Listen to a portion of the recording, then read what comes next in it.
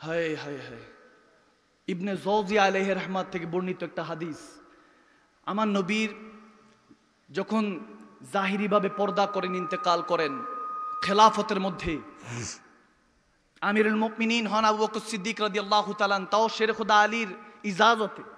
সুবহানাল্লাহ বলবেন না? মান কুনতু মাওলা তো বলেই দিয়েছেন, আবু বকর সিদ্দিক তো জানেন এখন মাওলা কে। বসার কথা ছিল শের খুদা আলীর, কিন্তু বলতেছেন মাওলা আলী যে না ভাই আপনাকে বসতে হবে, আমি বসলে নবীর খানদান থেকে বসা হয়ে যাবে। তো বলবে নবীর পরে নবী, তো এরকমই তো হিসাব হচ্ছে। অনেক সূক্ষ্ম বিষয়। একে তো আমাদেরকে নাসিবিরা শেষ করছে, আরেক দিকে তো খারিজিরা আমাদের উপর তলোয়ার চালাচ্ছেই। সব শেষ করে সুন্নিয়ত থেকে আমাদেরকে দূরে ঠেলে দিচ্ছে সবকিছু। আমরা হাকিকাতান ইশকে হেলে বায়াত এখনো গ্রহণ করতে পারিনি। ইশকে রসুল আমাদের সিনা পর্যন্ত যায়নি। মাহদী আলাইহিস সালাম আসবে, আমাদের ইমাম আসবেন, আমাদের প্রস্তুতি কোথায়?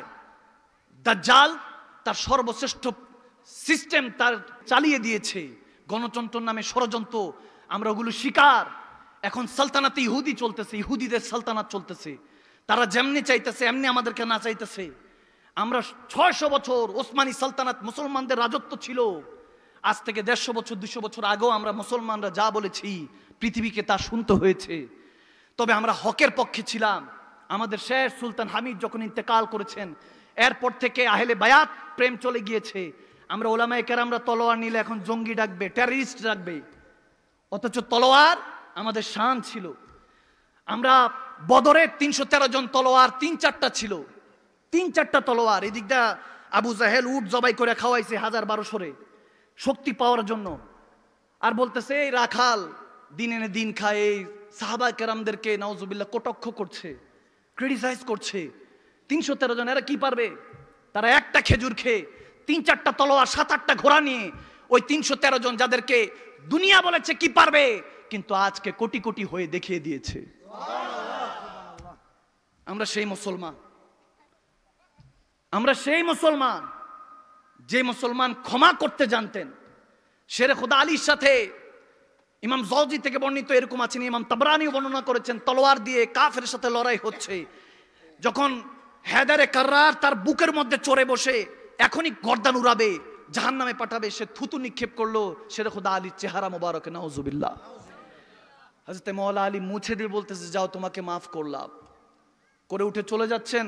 কাফের দৌড়ায় সে কদম ধরলেন, তার হয়তোবা সিনা আল্লাহ খুলে দিলেন ইমানের নূর দিয়ে, কারণ যেই সিনার মধ্যে মাওলা আলী বসে খুলতে তো হবেই, ঠিক না? হায় হায় হায়।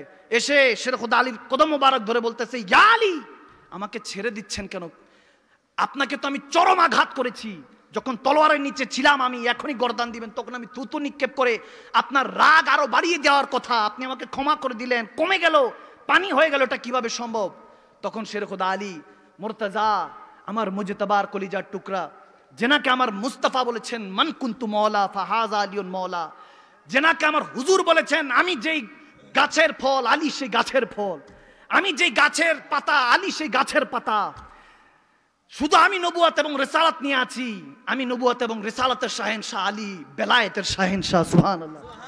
সে হায়দার কাররার শেরে খুদা আলী বলতেছেন এতক্ষণ আমি আল্লাহ আল্লাহ রাসূলের জন্য তোকে ঘৃণা করছিলাম, যখন তুই আমার চেহারায় থুতু দিয়েছিস সেটা পার্সোনাল হয়ে গিয়েছে, এখন এটা পার্সোনাল। আমি যদি তোর গর্দান উড়িয়ে দিতাম, কিয়ামত পর্যন্ত সবাই বলতো আলীর চেহারায় থুতু নিক্ষেপ করেছে এজন্য হয়তো বা গর্দান উড়িয়েছে, কিন্তু আলী মুস্তাফার সাচ্চা আশেক, মুস্তাফার সাচ্চা ইয়ার। আলী এই গাদ্দারি করবে না, কারণ হুব্বু ফিল্লাহ ফি রাসূল বুগযু ফিল্লাহ ফি রাসূল। আমার হুজুর বলেছেন আল্লাহ আল্লাহ রাসূলের জন্য ভালোবাসো, আল্লাহ আল্লাহ রাসূলের জন্য ঘৃণা করো। যেখানে নিজ চলে আসবে, নফসানিয়াত চলে আসবে, ওখানে নফসকে কতল করবা, ইনসানকে নয়। পাপকে ঘৃণা করো, পাপীকে নয়। এজন্য শেরে খুদা আলী দৃষ্টান্ত দিয়ে আমাদেরকে বুঝে গিয়েছেন ক্ষমাই হলো ইসলাম একমাত্র নীতি, ঠিক না? আল্লাহু আকবার। কি শুনবেন, কার কথা শুনবেন? দয়াল নবী, মওলা হুসাইনের কাফেলারা, কার কথা শুনবেন? সেই নবীর ঘরানার কথা বলে শেষ করতে পারবো না, সম্ভব না। এক রাতে তো কখনোই না। মাঝে মাঝে চিন্তা করি কই থেকে শুরু করব, কোথা থেকে পড়াবো, কি শুনতে চায়। তখন আল্লাহ আল্লাহ রাসূলের উপর ছেড়ে দিই যখন, তখন দেখি যে যেটা মালিক কবুল করেছে সেটাই হবে।